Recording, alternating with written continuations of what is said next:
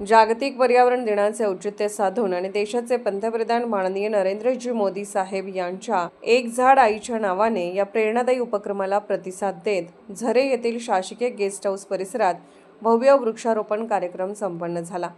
लोकप्रिय आमदार माननीय श्री गोपीचंदजी पडळकर साहेब यांच्या शुभ हस्ते हे वृक्षारोपण करण्यात आले।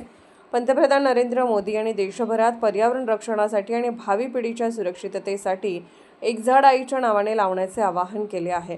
या आवाहनाला उत्स्फूर्त प्रतिसाद देत आमदार गोपीचंद पडळकर यांनी स्वतः वृक्षारोपण करून या चळवळीत सहभाग घेतला।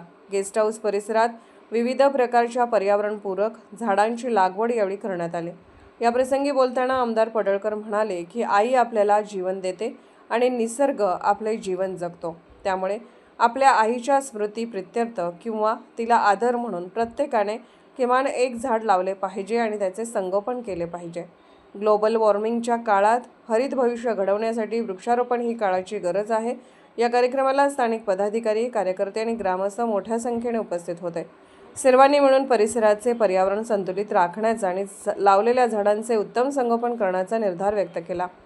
TS न्यूज मराठी मुख्य संपादक तानाजी शिंगाडे।